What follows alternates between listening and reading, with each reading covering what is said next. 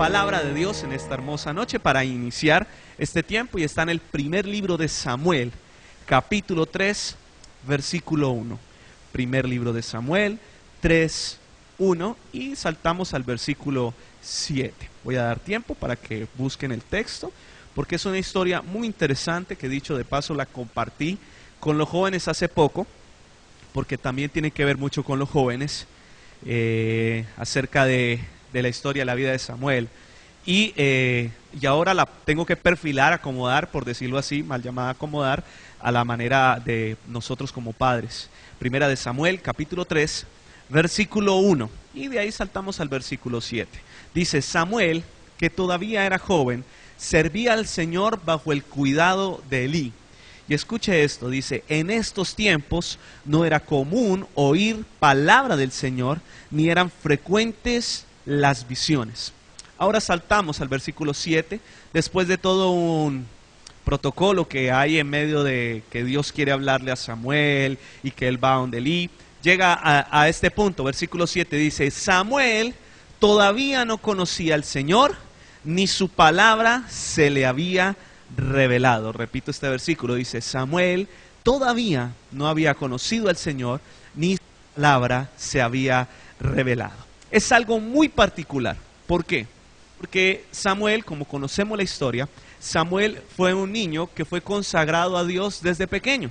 Dice que a los cuantos días de nacido, después ya podía valerse, entre comillas, por sí mismo, que le pudieran dar comida a otras personas, la mamá Ana fue y lo entregó literalmente ante el templo, y Elí, el sacerdote de aquel entonces, fue el que lo crió, fue el que lo mentoreó.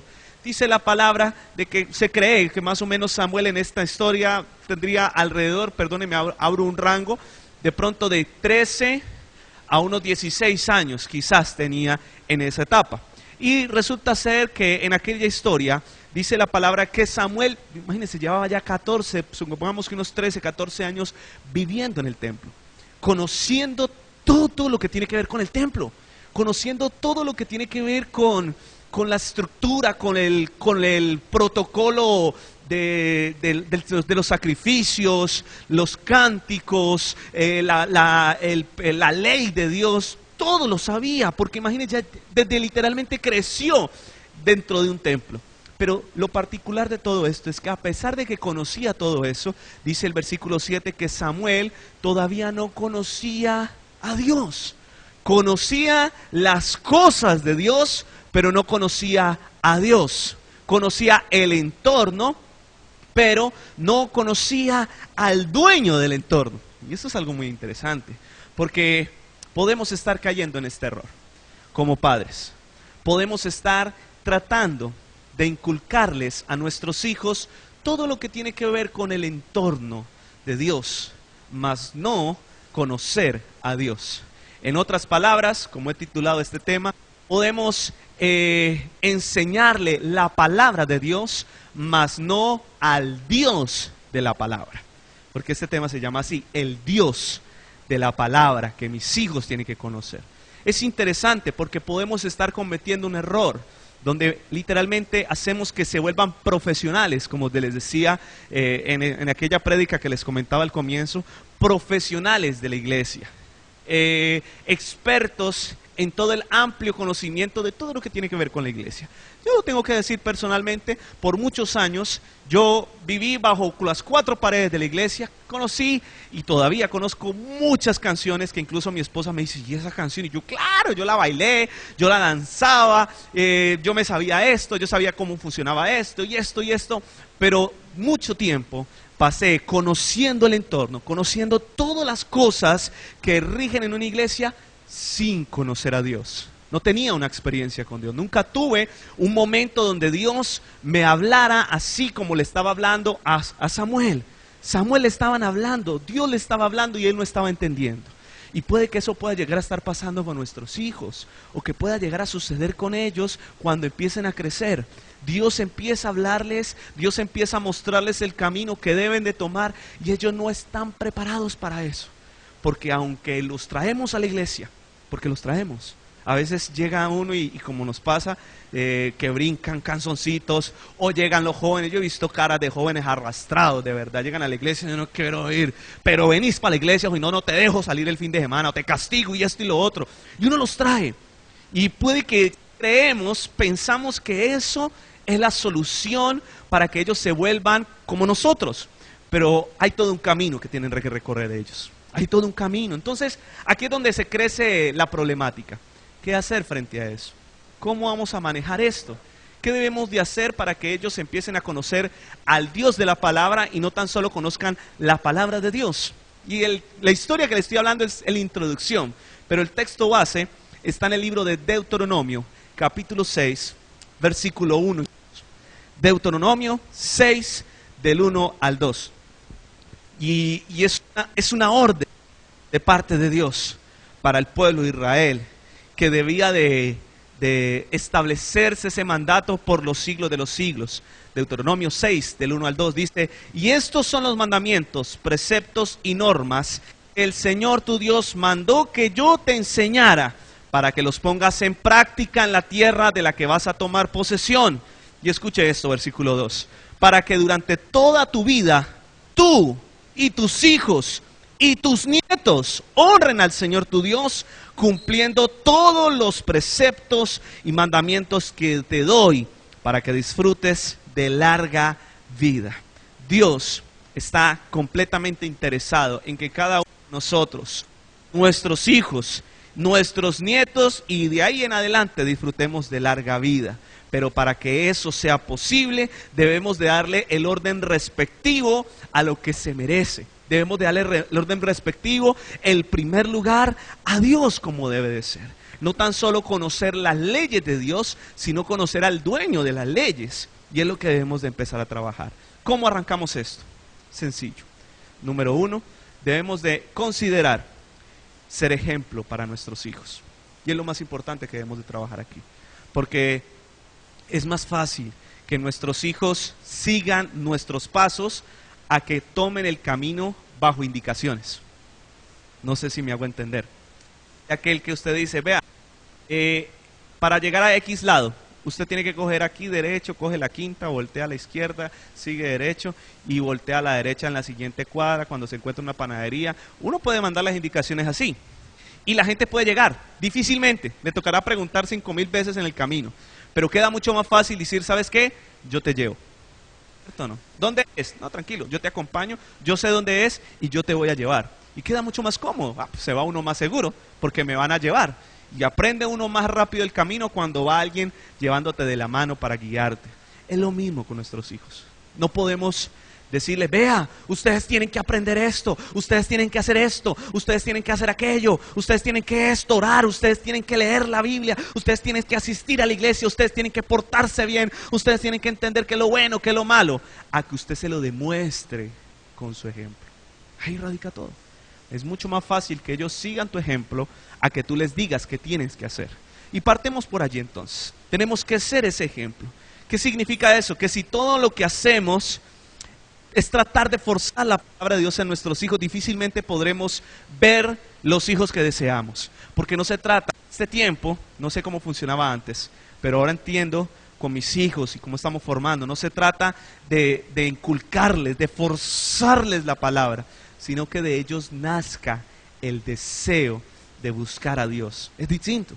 Una cosa es que usted le diga, como me decían a mí en aquel entonces, cuando empecé en las cosas del Señor, yo tenía una mentora, una líder muy querida, y ella, en su afán de que nosotros estableciéramos una comunión con Dios, nos hacía hacer lo siguiente, nos decía, se va a pegar a la pared y usted va a orar 15 minutos allí. Y se va a poner a orar 15 minutos allí hasta que usted no sienta que Dios le habla, no se mueve de esa pared. Y nos colocaba a todos, yo lo hacía, nos colocaba a todos así, unos aquí, otros acá, el salón era bien grande y éramos como 15. Entonces todos nos metían allí y teníamos que orar y Señor, háblame, pero era forzado. Algo fluyó de allí, tiene que ser, de tanta búsqueda, nos ponían cada 8 días a hacer eso. Sábado era el tiempo de discipulado de nosotros, para que el domingo sirviéramos en la iglesia como maestros de escuela dominical, y el sábado nos ponían. toda la santa mañana usted se pone allí. Y nos ponían a ayunar. Los ayunos eran traumáticos en aquel entonces. Aguante hambre. Y que no, el ayuno era un castigo. Eso no puede ser en nosotros eso. Y no podemos enseñarle a nuestros hijos que el ayuno tiene que ser un castigo. El ayuno tiene que ser un deseo de buscar de Dios. Y usted no puede llegar a cometer ese error como antes sale algo bueno, definitivamente. Eso yo le doy gracias porque no puedo decir que eso fue algo malo. Yo sé que eso, primero que todo, me enseñó a que apartado de Dios nada puedo hacer. Segundo, me enseñó a que eso no debería hacerlo con los demás, porque eso es lo que hay que empezar a trabajar. No podemos forzarlos y meter y píguelo a la pared o enciérrelo en el cuarto y hasta que usted no ore todo, entonces no sale de allí. No se trata de forzar, se trata de demostrar, que es distinto. Porque cuando empezamos a demostrarle a nuestros hijos que nosotros oramos, que esa oración hace algo en nuestra vida. Porque una cosa es orar, y usted se mete en oración y sale igualito como entró, entonces no está haciendo nada, esa oración está haciendo en balde. Porque usted sale de orar y ve a su hijo, entró, yo voy a orar para calmarme, yo voy a orar para... Y se metió al cuarto, salió del cuarto y salió igualito. Entonces sus hijos van a ver, no, pues no está haciendo nada. Entonces ya veo que la oración en realidad no tiene mucho poder como el que están diciendo allí. Mire, su comportamiento sigue siendo igual. Por eso, uno de los primeros factores a considerar, mis amados, es ser ejemplo con ellos. Ser ejemplo en tu comportamiento de ser cristiano. Ellos tienen que ver en nosotros, así como nos ven como una figura autoritaria en la provisión, en la disciplina, en la medida de los permisos, también te tienen que ver a ti como una figura autoritaria en la parte espiritual.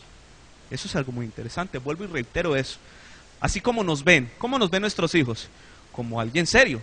Ellos te vienen, te acercan y te piden un permiso, te dicen que me pongo, te dicen tengo hambre, hago esto, hago aquello, y ellos se acercan a ti porque te ven como una figura autoritaria. También tienen que verte de la misma manera bajo la parte espiritual. Te tienen que ver así. Entonces, primero partamos en que tenemos que trabajar en nuestra posición espiritual. Porque ¿cómo nos van a ver con una autoridad espiritual si no estamos, no? Empiezan a evaluarse y uno dice, no, pues entonces me va a tocar meterme más en oración a mí, para que ellos me vean como... Y no quiero que me malinterprete eso, pero para que me vean como su pastor, porque sabía usted esto, de que usted no necesita tener un título de pastor, usted ya es pastor, usted ya es pastora de sus hijos, usted los mentorea, usted los guía, usted tiene que orientar a esos muchachos, usted no puede dejarle la responsabilidad a la iglesia y pastor ahí se lo mando, tome, para que lo cambie, mire está re, no, empiece por usted. Esos son sus pequeños discípulos. Y usted tiene que entender ese principio, tiene que ser ejemplo, tiene que ser luz, tiene que haber una palabra rema en su labio para orientar constantemente a sus hijos, así como cuando usted viene a la iglesia y viene con un consejo, viene con un deseo de algo, viene con algo que quiere en su corazón y llega a su pastor y le habla y lo orienta como que, ay sí, menos mal tengo al pastor, imagínese, o la pastora, menos mal. Es lo mismo con sus hijos. Y mírese, amados, es aquí donde yo... me pregunto, ¿en casa habrá un pastor que guíe a sus hijos? ¿En casa se encuentra ese pastor, esa pastora que ellos necesitan? ¿O qué hay en casa en este momento? ¿Qué hay en casa? ¿Está ese hombre, esa mujer que está desconectado de Dios? ¿Está ese hombre, esa mujer que no lee la Biblia, que no anhela orientar a sus hijos, que no anhela? ¿Qué hay en casa en este momento? El desafío es que se levanten pastores en los hogares, pastores no de iglesias, no, hasta ya no necesita ser usted pastor, pero pastores de sus hijos, de sus chiquitos, de sus jóvenes y sus adolescentes en el nombre de Jesús. Tenemos que entender eso, no podemos pasar por alto otro factor, que el tiempo que debemos dedicarle a la relación de nuestros hijos es innegociable. Tenemos que dedicarle. Hay que ayudarles con sus deberes, aconsejarlos para la vida que están o que van a enfrentar. Pero todo esto, sobre todo, basado en los principios bíblicos. Usted tiene que entender de que la corrección, la disciplina, la formación, la educación, el ejemplo, todo lo que usted tiene que transferirle a sus hijos, tiene que estar fundamentado en la palabra de Dios. Porque entonces no tendremos nada, no tendríamos sentido estar diciéndoles cosas si no tenemos un fundamento bíblico. Amados, hay que entender que en nuestras vidas hay cosas que se nos salen de las manos, pero hay que trabajar en ellas y orarle a Dios para que en nuestras vidas y en nuestras agendas mantenga a nuestra familia en el primer lugar. Hay una reflexión muy, muy trillada pero de vez en cuando es bueno escucharla y citarla, de un niño que se le acerca a su papá y le pregunta: papi, ¿cuánto vale una hora de tu trabajo? Y el papá le dice: no me molestes, estoy muy... No, yo quiero saber cuánto vale una hora de tu trabajo. Y no, ¿para qué necesitas eso? No quiero saber cuánto vale una hora de tu trabajo. Y el papá finalmente, después de tanta presión de su hijo, le dice: no, 10,000 pesos me vale la hora. Y le dice: papá, junté 7,000, ¿me puedes regalar por lo menos alguito de tu tiempo? Y es una reflexión fuerte, pero de verdad que nosotros tenemos que empezar a redireccionar. Lo digo partiendo no porque yo sea el erudito y el experto, partiendo por mí, porque cuando yo estaba elaborando este tema: Señor, me predicas a mí y vuelves y me exhortas y nos animas a todos nosotros a que debemos de sacar tiempo a nuestros hijos, a escucharlos, a hablarles, porque llegará el día que si no lo hacemos, llegará el día en que lo estaremos buscando y ellos dirán: no tengo tiempo. En que estaremos buscando y mamá, papá, ¿para qué me molesta? Ay, esto, lo otro, no, déjeme así. Ay, usted sí friega. Pues si no le invertimos, si no sembramos lo que teníamos que sembrar, difícilmente vamos a cosechar lo que queremos cosechar. Así que es algo que debemos de tener en cuenta. A fin de que nuestros hijos aprendan a amar a Dios, tiene que verlo por medio de nosotros. Por eso el amar es el primer mandamiento establecido por Dios. El amar a Dios es el primer mandamiento establecido por Dios. Y lo vemos en Lucas, capítulo 10, versículo 27. Y aquí viene la última parte de esta enseñanza, que es como la mitad de ahí para abajo. Lucas 10, 27. Porque entonces ya tenemos el reto. Mientras usted busca el texto, lo recapitulo. Nos damos cuenta que podemos tener hijos que vienen a la iglesia, que pueden saberse todas las canciones, que incluso portan una Biblia, pero no conocen al Dios de la Biblia, no conocen al que se le está cantando, no conocen al que se le está rindiendo un culto. Podemos cometer ese error y es alarmante porque uno lo ve y uno dice: sí, necesitamos llegar a ese punto donde nuestros hijos les nazca ese deseo de amar, porque tú no puedes obligar a nadie a amar a alguien. Eso es claro. Es que usted tiene que quererlo. ¿Cómo va a quererlo? ¿Por qué? ¿Por qué debemos de amar? ¿Cómo se llega a amar a alguien? El primer factor para llegar a amar a alguien es conocerlo, ¿cierto?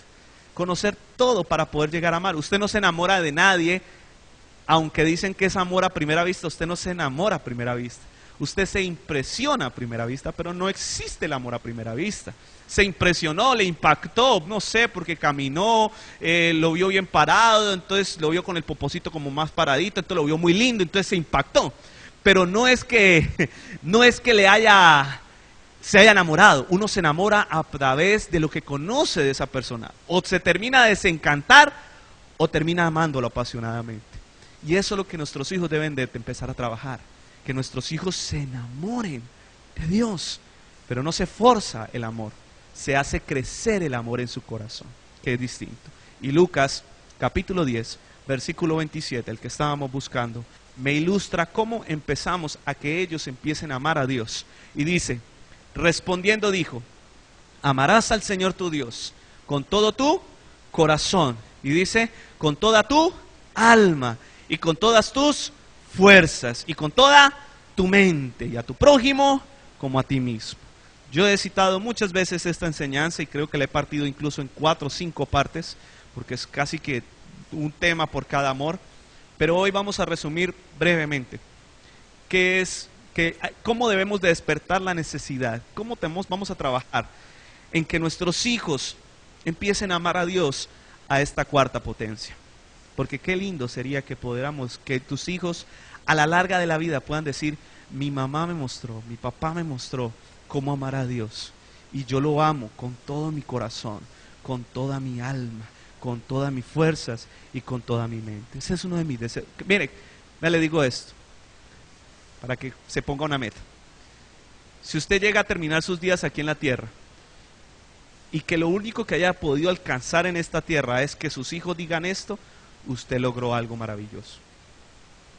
Que sus hijos digan, al terminar sus años en la vida, y que le diga: mamá, usted puede morirse tranquila o puede morirse tranquilo, papá, porque usted me enseñó lo que yo tenía que aprender en esta vida: amar a Dios con todo mi corazón, ya, con eso me basta, me puedo ir tranquilo. Digo, lo logré, hice lo que tenía que hacer, lo que Dios me entregó, Eso logré hacer, que ellos amaran a Dios como tienen que amar. ¡Wow! ¿Cuánto me entienden eso?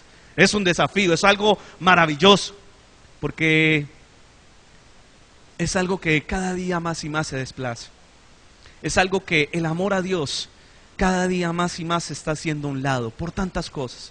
La misma iglesia está haciendo que el amor a Dios, la misma iglesia universal está haciendo que el amor a Dios se desplace a un lado. ¿Cómo así? Claro, estamos buscando a Dios por su necesidad, para que nos provea, para que nos sostenga, para que nos esto, para que lo otro, menos para amar a Dios.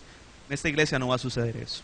En esta iglesia inculcamos y hay que irse de aquí con el deseo ardiente de decir: voy a mostrarles primero que todo con mi testimonio de que así es que tiene que amarse a Dios, porque arranca por el testimonio. Así que debemos de empezar a amar a Dios, a la cuarta potencia, primero que todo con todo el corazón. Y una vez más yo aclaro esto, si de pronto usted se ha olvidado, constantemente reitero esto porque creo que si es el primer mandamiento de la palabra de Dios, tiene que ser una de las columnas de la iglesia, ¿no le parece? Si es el primer mandamiento, pienso yo que es una de las columnas con la que tiene que pararse una iglesia, en que entendamos, y creo que la columna más no sé, la principal tiene que ser, porque es el primer mandamiento y no podemos excluirlo. Y debemos de entender de que primero que todo debemos de amar a Dios con todo el corazón. ¿Cómo así con todo el corazón? Que nosotros le demostremos a nuestros hijos que amamos a Dios con sentimiento. Ese es el corazón se alberga en los sentimientos. Y debemos de trabajar que ellos vean en nosotros primeramente, para que ellos empiecen a amar a Dios con lo que sentimos. La palabra de Dios debe convertirse en nuestra vida. El latir del corazón debe de ser Dios a través de la palabra. Y a través de este latir logramos amar a Dios, a Jesús y a nuestra familia. Nuestro estilo de vida, continúo leyendo este punto, nuestro estilo de vida debe convertirse en un verdadero mensaje que necesitan nuestros hijos. Nuestros hijos deben ver en nosotros que nos duele lo que a Dios le duele. Eso es algo muy interesante. Que nuestros hijos empiecen a ver de que tú amas a Dios con el corazón. ¿Cómo así? De que lo que a Dios no le gusta, a mí tampoco me gusta. De que a lo que a Dios le gusta, pues por supuesto, yo estoy de parte de todo eso. Tienen que ver ese contundente cambio. Tienen que ver en ti eso que realmente ven, que Dios veía, que Dios es, a través de lo que aprendemos, a través de la palabra de Él. Tenemos que ver eso. Y el amar a Dios con el corazón es eso. Lo que a Dios no le gusta, a mí tampoco me gusta. Lo que a Dios le agrada, a mí me agrada. Y eso tengo que inculcárselo a mis hijos. ¿Cómo así, papá? No, usted tiene que entender. Y hay que hacerles demostrar de que hay cosas a Dios que no le gustan. Que hay cosas a Dios que no son de Dios y que por lo tanto nos abstenemos de hacerlas. Por lo tanto nos abstenemos de... ¿Por qué? No es porque, es que está prohibido. No, porque es que yo amo a Dios. Y ese es el ejemplo primordial que tenemos que hacer. Muchos de nuestros hijos crecen entendiendo de que no se hace porque no. Y ya. Y hay una interpretación, no lo tengo aquí anotada, pero permítame, me acuerdo, de un experimento con micos. Escuche esto. Un experimento con micos que hicieron en una universidad, no recuerdo en dónde, pero resulta ser de que había una platanera, una cosa de bananos colgada. Entonces colocaron el primer mico allí. Escuche esto. Colocaron el primer mico allí. Y el mico intentó coger los bananos, y cuando cogió y bajó el banano, el experimento era así: cogió el banano, los que lo estaban investigando cogieron con una manguera y le echaron agua. Entonces el mico lo hizo una vez, volvió y cogió, y cada vez que cogía el banano le echaban agua. Entonces lo espantaban, como que él empezó a asociar de que el banano estaba mal y que no debía cogerlo porque cada vez que lo cogían le echaban agua. Entonces dejaron ese mico allí y trajeron otros 2 micos más. Entonces los 2 micos que veían el banano, el otro ya optaba por no coger el banano porque cada vez que cogía el banano lo lavaba, pero llegaron 2 micos más.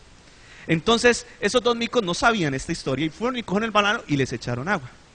Entonces como que así, y cada vez, entonces ya eran 3 micos que sabían de que cada vez que cogía el banano le echaban agua.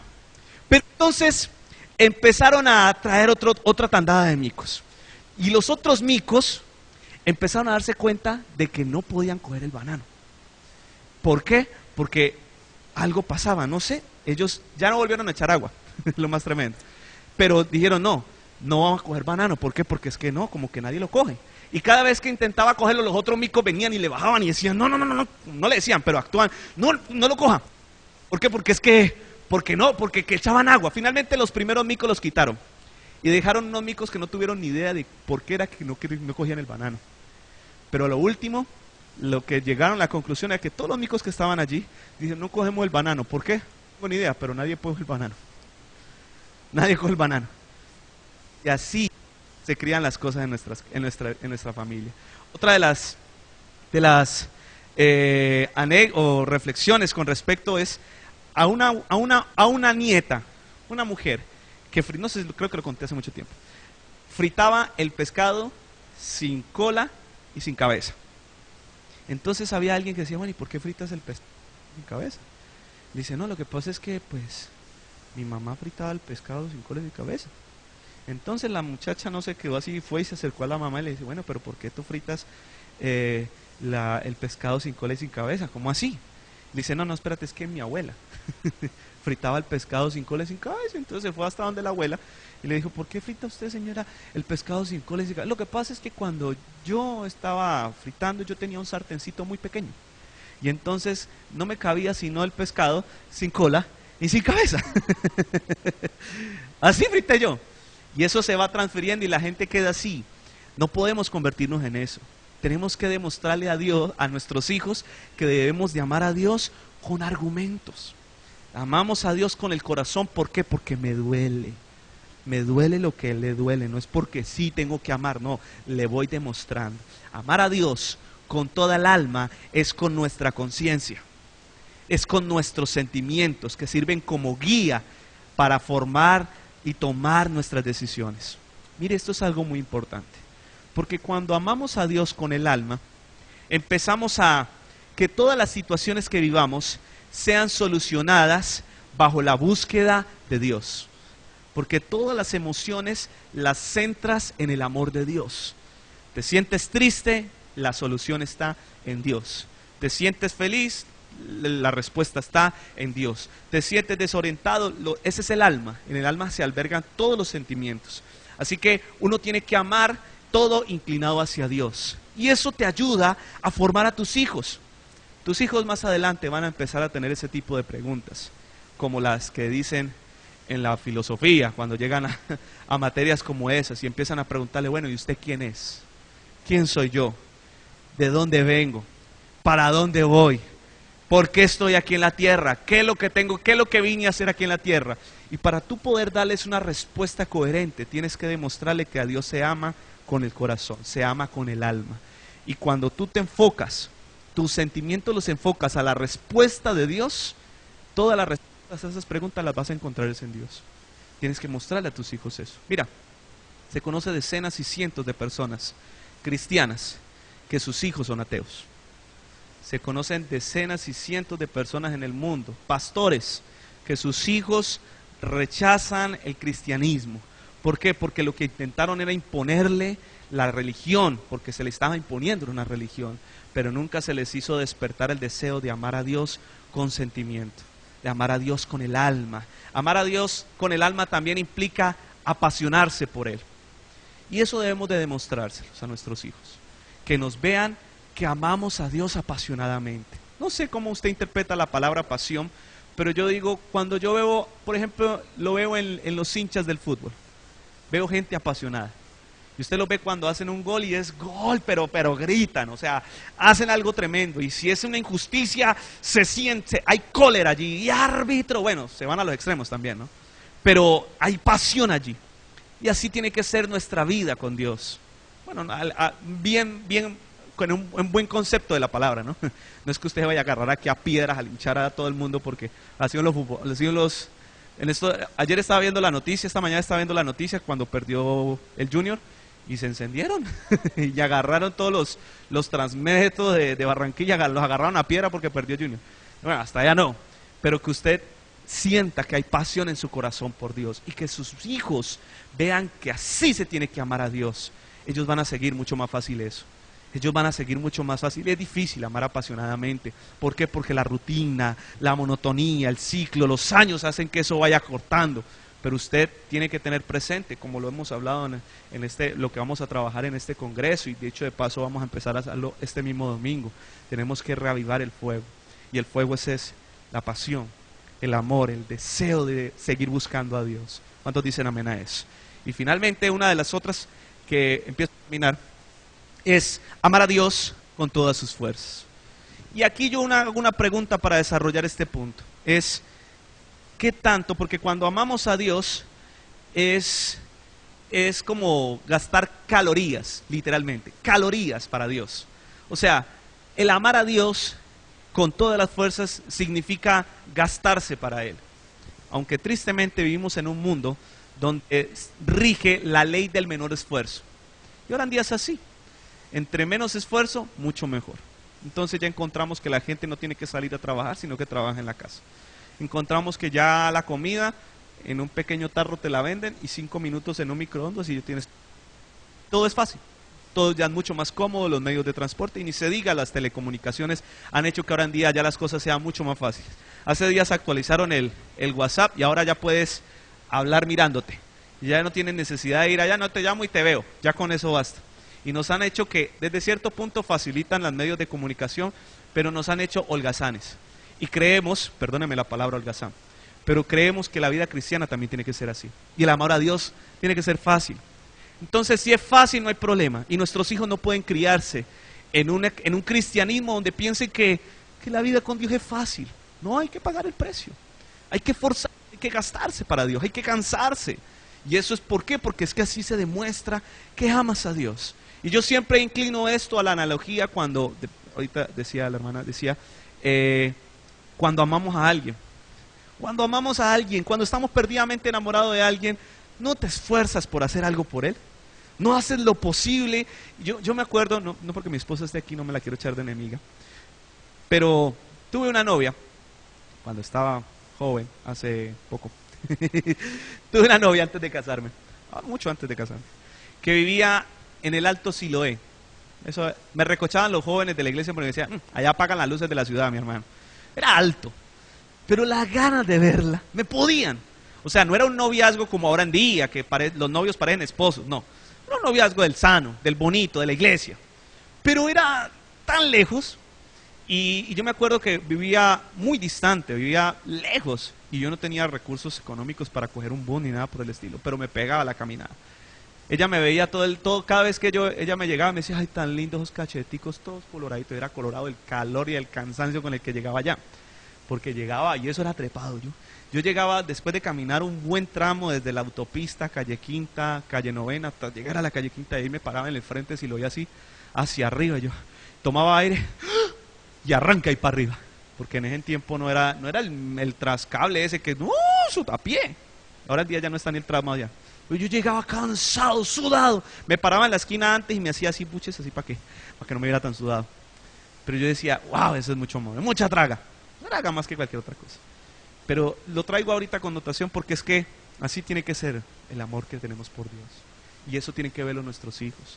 Mi mamá, mi papá ama a Dios porque es que se le debe, que se gasta, que las rodillas están ahí todo el tiempo en el piso, que ora, que intercede, que madruga, que me impone manos, que mejor dicho, todo tiene que ver con Dios y se gasta para Dios. Es un ejemplo muy interesante que nuestros hijos deben de seguir. Y no creo que lo digan de nadie más, sino de nosotros como padres. ¿Cuánto me están entendiendo? No lo van a seguir de nadie más. No podemos decir es que le están enseñando cosas en la calle, no. Nuestros hijos siguen los pasos de los que están más cerca y son los padres. Ahí es donde radica todo. Y finalmente, amar a Dios con toda la mente. Y nuestra mente hay que entender de que es ilimitada, no tiene fin, no se puede llenar. Usted lo va viendo, con el pasar del tiempo uno dice definitivamente el cerebro, el ser humano tiene una mente muy amplia. O mírese usted si no recuerda tantas cosas en la vida. Memoria telefónica para esto, canciones, palabras, nombres, de todo uno memoriza. Pero sí podemos llegar a decir que tenemos que intentar abarcar esa mente con cosas de Dios. Y el amar a Dios con la mente quiere decir que tú inundes tu mente con todo lo que tiene que ver con Dios.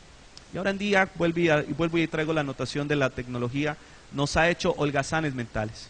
Y nos ha hecho que nosotros no aprendamos tanto de la palabra de Dios, incluso pastores mismos. Yo entro en ese desafío porque cada vez que me acerco, como lo hablaba con la hermana, cada vez que me acerco a un pastor de años, yo digo estoy en pañales, y no tan solo por lo que experiencia vivida, sino también por lo que saben. Yo digo, se sientan, se dedican a memorizar la palabra de Dios, y nuestros hijos tienen que entender de que a Dios se tiene que amar así, de que tienes que conocerlo, de que cada oportunidad, de que ellos se presenten con ellos, tú les hables de Dios y que memoricen lo que hay en su entorno basado en Dios. Cosas tan sencillas como cuando el niño pequeño te pregunta, y ese color y ese arcoíris, ¿cómo nació ese arcoíris? Es una oportunidad divina para tú decirle a tu hijo, mira papito, en Génesis habla la historia de Noé, y Noé esto y lo otro, y tú le vas inculcando la palabra de Dios, y ellos van reteniendo. La pregunta es casi que obvia, pero para poder enseñarle a nuestros hijos, debemos de nosotros saber de la palabra de Dios. Y ahí es donde va la pregunta, ¿qué tanto sabemos de la palabra? ¿Qué tanto conocemos de Dios? Lo suficiente para volvernos maestros de ellos, porque aparte de que nosotros somos los pastores de nuestros hijos, porque los pastoreamos, también somos sus maestros. Y la religión, las cosas de Dios no se la podemos, no, y ahora en día, no se la puedes dejar al colegio. Ahora en día en los colegios, ¿qué están enseñando en religión? Nada, ya ni la Biblia la llevan. Entonces, no, ¿para qué dejarle eso allá? Te toca a ti, nos toca a cada uno de nosotros enseñarles los principios bíblicos, que ellos memoricen, pero te toca a ti saber el doble, saber el triple, el cuádruple, saber bastante, porque un maestro tiene que llevarle kilómetros de enseñanza de la palabra de Dios a sus alumnos. ¿Cuánto me están entendiendo? Uno tiene que saber mucho más.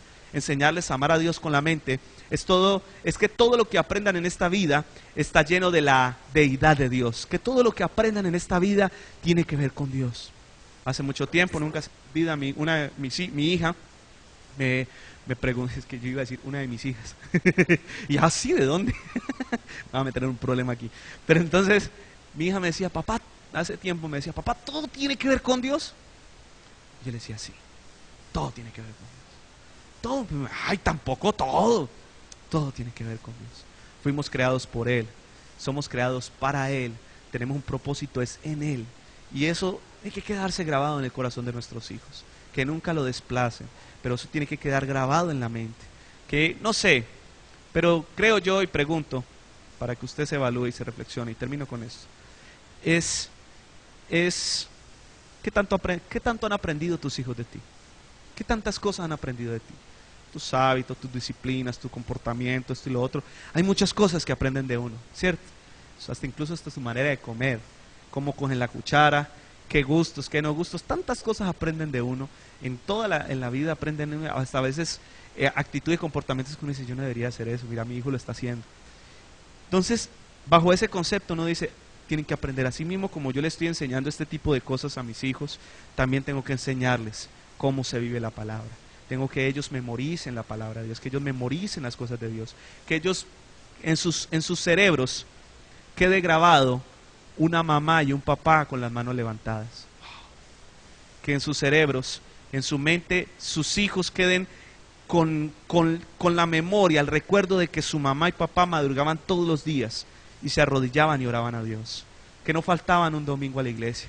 Que cada vez que tenían una situación, un problema, no entraban en cólera, no se salían de las casillas, la respuesta la encontraban en Dios. Eso tiene que quedar grabado en la mente de nuestros hijos. Así es que se les enseña a amar a Dios, no imponiendo. Y termino diciendo, no podemos convertirnos en los Elí de nuestros hijos. ¿Elí qué hizo? Elí solamente dijo, bueno, mijo, esto funciona así, esto es así, esto es asá, y usted va a quedarse viviendo aquí. Usted es sacerdote, ¿por qué? Porque sí, porque le tocó. Y nunca, hasta que Dios no se le reveló de una manera individual a Samuel, no conoció a Dios. Por parte de Elí nunca lo conoció. Y no podemos ser esos Elí. Tenemos que ser esos mentores. Que nuestros hijos conozcan a Dios porque lo vieron por medio de nosotros. Y tenemos que convertirnos, como lo decía ahora, antes de la prédica, en que ellos tienen que ser esos Eliseos y nosotros esos Elías. ¿Quién era Elías y Eliseo? Elías era un hombre reconocido en aquel tiempo porque dice la palabra, en cuya presencia estaba. Y Eliseo deseó el doble de él. Dijo, yo quiero eso por partida doble. Pero fue porque realmente veía algo en Elías. No fue porque, ay no, por ambición, no, vio algo en Elías. Y dijo, no, yo quiero eso que tiene Elías. Y sabe, yo puedo decir, terminamos nuestra vida en esta tierra. Podríamos terminar nuestra vida en esta tierra exitosamente si nuestros hijos llegaran a decir eso de nosotros. Yo quiero lo que tiene mi papá, yo quiero lo que tiene mi mamá, pero por partida doble. Wow. Que podamos llegar a un nivel como ese, uno dice, lo logré. Pude hacer lo que quería con mis hijos, pude hacer lo que finalmente no quería yo, quería Dios con mis hijos, que ellos siguieran mis pasos, pero ahí es donde nosotros debemos de hablar. Y hay un meme por ahí que decía, mucho cuidado por donde tú pisas, porque yo voy detrás tuyo. Y es lo más verídico, es lo más real. Mucho cuidado lo que nosotros hacemos de aquí en adelante. Caminemos más despacio, porque hay alguien que está siguiéndonos, hay alguien que está tomando el ejemplo, y ese Dios tuyo también tiene que ser el mismo Dios de él. ¿Cuántos dicen amén a eso? Terminemos orando. Creo que todo está dicho y es necesario esto. Es fácil que nuestros hijos conozcan al Dios de la palabra, que es fácil que conozcan la palabra de Dios, mas no conozcan el Dios de la palabra. Vamos a orar. Si quiere ponerse de pie, como quiera, porque creo yo que hay algo que persuade nuestros corazones en esta noche, y es eso, entendiendo de que nos falta. Y dígale a Dios en esta noche, Señor, ayúdame. Precioso Dios, ahora ya sé cómo hago para que mis hijos te amen, cómo hago para que mis hijos te busquen. Y parte por mí, Dios, parte por mí. Y yo necesito eso, Señor. Ayúdame. Primero que todo, amarte, Dios, con todo mi corazón, Señor. Ayúdame a amarte con todo mi corazón, Dios, para que mis hijos vean cómo se ama a Dios con el corazón. Ayúdame a amarte con el alma y que vean mis hijos la pasión en mi corazón, los sentimientos los albergo en Dios. Ellos tienen que seguir ese testimonio. Señor, ayúdame a amarte con todas mis fuerzas, que yo me gaste para ti, que de verdad ellos vean en mí que Dios se ama con esfuerzo, que Dios se ama con ese corazón, con devoción, con pasión, hasta el cansancio se ama a Dios. Y que ellos puedan entender de que hay que amar a Dios con la mente, o sea, que aprendan todo de mí. Dígale a Dios, ayúdame, me falta mucho. Claro que sí nos falta. No podemos decir que hemos alcanzado todo, proseguimos a la meta y necesitamos aprender más, porque hay alguien que nos va a seguir. Y déjame decirte esto de parte de Dios: tus hijos están listos para seguir tus pasos. Nuestros hijos están listos para seguir nuestros pasos. Así que debemos de empezar a tomar el camino correcto, bajo la guía de Dios, para que ellos sigan los pasos que deben de seguirnos. Eso funciona así. Si tú eres esa luz suficiente, si somos esa luz suficientemente grande, potente, nuestros hijos van a seguir esa luz. Dígale a Dios, ayúdame a hacer ese sendero para mi hijo, para mi hija, Señor. Quiero ser ese ejemplo para ella, para él. Quiero ser ese ejemplo que ellos puedan seguir y que ellos vean en mí ese Dios al cual yo sirvo. Que vean en mí ese Dios al cual yo amo, que vean en mí ese Dios al cual yo le oro, porque así es que se le debe mostrar a nuestros hijos cómo se debe de amar a Dios. Así se debe mostrar a nuestros hijos cómo se ama al Dios de la palabra y no tan solo conocer la palabra de Dios. Gracias te doy por este momento, Señor, en el nombre de Jesús. Amén.